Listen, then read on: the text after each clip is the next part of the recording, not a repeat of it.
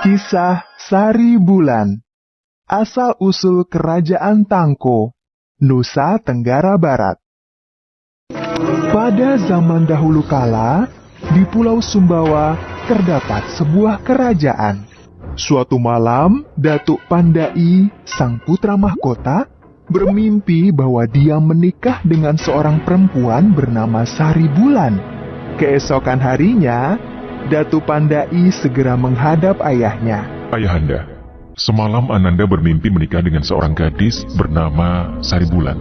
Karena itu, mohon ayahanda mengizinkan Ananda untuk pergi mencari keberadaan gadis tersebut. Baiklah, ayah mengizinkan. Namun, sebagai putra mahkota, kamu harus bisa menjaga diri. Dan pastikan, Sari Bulan adalah perempuan yang kelak memang pantas menjadi permaisuri. Setelah melakukan persiapan yang cukup, Datuk Pandai segera berlayar melakukan perjalanan mencari Sari Bulan. Datuk Pandai menjelajah dari satu pulau ke pulau lainnya, namun hingga hampir 2 tahun dia belum juga menemukan keberadaan Sari Bulan. Hingga suatu hari, persediaan makanan dan air sudah menipis. Pangeran, persediaan makanan dan air di kapal sudah sangat menipis. Kita sebaiknya berlabuh ke pulau terdekat untuk menambah persediaan. Baiklah, segera merapat begitu ada pulau yang terlihat. Mereka pun menemukan sebuah pulau kecil. Mereka segera turun dari kapal untuk mencari persediaan makanan dan air. Ketika sampai di sebuah sungai kecil, Datuk Pandai terkejut melihat seorang gadis yang sedang mengambil air. Gadis tersebut sama persis seperti yang dilihat dalam mimpinya. Datuk Pandai segera mendekati gadis tersebut. Adinda, maafkan jika aku mengejutkanmu. Kalau boleh tahu, apakah namamu Sari Bulan? Iya, benar. Siapakah tuan ini? Dari mana tuan tahu nama saya? Di mana rumahmu? Tolong antarkan aku untuk bertemu ayahmu. Sari Bulan yang masih kebingungan segera mengantar Datuk Pandai menemui ayahnya. Maafkan atas kedatangan saya yang tiba-tiba ini, Paman. Perkenalkan, nama saya Datuk Pandai. Datuk Pandai segera menceritakan mimpinya dan perjalanannya yang jauh untuk menemukan Sari Bulan. Mungkin ini yang disebut bahwa jodoh terikat dengan takdir. Tentu saja, saya mengizinkan Sari Bulan menikah dengan pangeran. Hanya saja, putri saya bukan dari kalangan bangsawan. Apakah pangeran bisa memperlakukan putri saya dengan baik? Pamanda, pernikahan tidak melihat bangsawan atau rakyat jelata. Semua manusia sama di sisi Tuhan. Sari Bulan akan menjadi permaisuri kerajaan setelah menikah dengan saya. Ayah Sari Bulan sangat bahagia mendengar jawaban Datuk Pandai. Dia pun segera merestui pernikahan putrinya dengan Datuk Pandai. Datuk Pandai dan Sari Bulan pun segera menikah. Pesta pernikahan digelar secara besar-besaran selama 7 hari 7 malam. Ketika Sari Bulan sudah hamil 7 bulan, Datuk Pandai meminta izin kepada ayah mertuanya untuk kembali ke istana bersama Sari Bulan. Ayahanda, tidak lama lagi Ananda akan dinobatkan sebagai raja. Untuk itu, Ananda meminta izin untuk kembali ke istana bersama Sari Bulan. Baiklah, Ananda Datuk Pandai. Tolong jagalah baik-baik Sari Bulan yang sedang hamil tua. Dan pesanku, selama dalam perjalanan, janganlah singgah di Pulau Dewa. Di sana banyak setan yang bisa mencelakaimu. Sari Bulan dan Datuk Pandai segera berlayar kembali menuju istana. Dalam perjalanan, tiba-tiba Sari Bulan ingin makan daging rusa. Kakanda, tiba-tiba aku ingin makan daging rusa. Bisakah Kakanda mencarikan daging rusa? Datuk Pandai pun segera menuju pulau terdekat dan membawa para pengawalnya berburu rusa. Sedangkan Sari Bulan ditinggal sendirian di dalam kapal. Datuk Pandai tidak menyadari bahwa pulau tersebut adalah Pulau Dewa. Meninggalkan Sari Bulan sendirian di kapal adalah kekeliruan besar yang telah diperbuatnya. Sesosok iblis yang bernama Kunti mendatangi kapal dan melemparkan Sari Bulan ke dalam laut.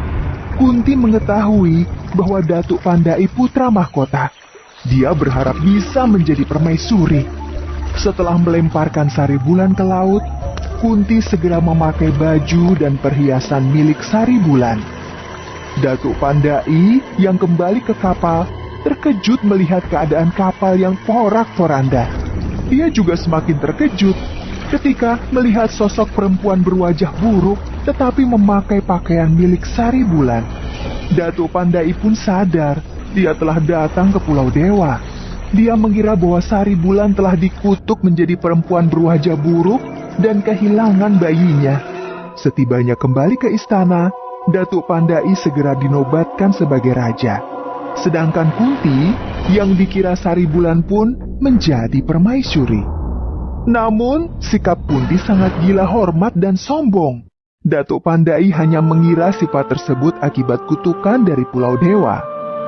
Sedangkan Sari Bulan, bagaimanakah nasibnya? Sementara itu, Sari Bulan ternyata tidak tenggelam ketika dilemparkan ke laut oleh Kunti. Seekor kepiting raksasa menolong Sari Bulan dan mengantarkannya ke pulau tempat di mana kerajaan Datuk Pandai berada. Nah, aku hanya bisa mengantarkanmu sampai di sini. Terima kasih, kepiting. Sungguh, aku berhutang jasa kepadamu. Aku tidak tahu cara membalasnya. Sudahlah, Sari Bulan, tidak perlu berterima kasih. Sebagai sesama makhluk Tuhan, kita harus tolong-menolong. Sari Bulan segera berjalan memasuki pulau tersebut. Dia memasuki hutan dan terus berjalan selama beberapa bulan. Ketika dalam perjalanan di hutan itu, Sari Bulan pun melahirkan seorang bayi laki-laki. Bayi laki-laki itu pun diberi nama Aipat. Untuk memenuhi kebutuhan sehari-hari, Sari Bulan berladang di tengah hutan tersebut. Dia juga membuat gubuk sederhana sebagai tempat berteduh. Sari Bulan tinggal di hutan itu hingga Aipat sudah tumbuh sebagai anak yang lucu. Suatu hari, sepasang suami istri yang sudah tua pergi jauh ke dalam hutan untuk mencari madu. Mereka pun bertemu dengan Sari Bulan dan Aipat. Siapakah engkau? Kenapa engkau berada di sini? Sari Bulan hanya menjawab bahwa dia terdampar dari laut dan sudah lama tinggal di hutan itu. Sari Bulan tidak mengatakan bahwa sebenarnya dia istri dari Datuk Pandai. Dia khawatir Kunti akan mencelakakan Aipat yang masih kecil. Tangko dan istrinya membawa Sari Bulan beserta Aipat ke rumahnya. Mereka yang tidak memiliki anak menganggap Sari Bulan sebagai anaknya dan Aipat sebagai cucunya. Sari Bulan yang merasa berhutang budi kepada Tangko dan istrinya pun bekerja giat membantu pekerjaan rumah. Tidak terasa, sudah bertahun-tahun lamanya, Sari Bulan dan Aipat menjadi bagian dari keluarga Tangko. Aipat pun sudah tumbuh menjadi remaja yang sehat dan kuat. Aipat sangat menggemari berburu di hutan dengan naik kuda. Hampir setiap hari Aipat pergi berburu ke hutan dengan kuda kesayangannya. Suatu hari, Datuk Pandai mengadakan lomba pacuan kuda. Siapa saja diperbolehkan ikut. Hadiah bagi pemenangnya tidak tanggung-tanggung, yaitu mahkota kerajaan. Bagi peserta yang bisa menang, termasuk mengalahkan Datuk Pandai, akan diangkat menjadi raja. Aipat yang mendengar perlombaan tersebut pun tidak ketinggalan ikut serta. Sebelum berangkat, Aipat memohon restu kepada ibunya. Kalau kita memenangkan lomba ini, maka aku akan menjadi raja. Dan setiap hari akan ada rumput segar kualitas terbaik untukmu. Aipat yang setiap hari berburu dengan kudanya pun dengan mudah mengalahkan para peserta lomba. Kuda Aipat berlari paling kencang dan meninggalkan lawan-lawannya jauh di belakang. Setelah berhasil mengalahkan para peserta lomba, Aipat pun harus melawan Datuk Pandai. Anak muda, jika kamu bisa mengalahkannya, maka besok aku nobatkan kamu sebagai penggantiku. Tidak seperti peserta lainnya, ternyata kuda Datuk Pandai sangat kencang berlari. Aipat terus memacu kudanya dengan sangat kencang. Dengan susah payah, kuda Aipat pun berhasil menyalip kuda milik Datuk Pandai menjelang garis finish. Anak muda, siapa namamu? Nama hamba Aipat yang mulia. Besok pagi datanglah ke istana. Mahkota kerajaan akan menjadi milikmu. Keesokan harinya, Aipat datang ke istana bersama ibunya. Datuk Pandai sangat terkejut melihat Saribulan. Saribulan, kaukah itu? Jadi, siapa sebenarnya permaisuriku selama ini? Dan Aipat, apakah dia anakku? Saribulan menceritakan semua peristiwa yang dialaminya dari diserang oleh Kunti, diselamatkan oleh kerang raksasa, dan ditolong oleh Tangko dan istrinya. Datuk Pandai merasa sangat marah kepada Kunti. Dia memerintahkan para pengawalnya menangkap Kunti dan memasukkannya ke penjara. Datuk Pandai sangat bahagia bahwa tahta kerajaan dilanjutkan oleh anaknya sendiri. Dia dan Saribulan pun akhirnya kembali hidup bersama. Datuk Pandai juga tidak melupakan jasa Tangko dan istrinya. Sebagai ucapan terima kasih, Datuk Pandai mengubah nama kerajaannya menjadi Kerajaan Tangko.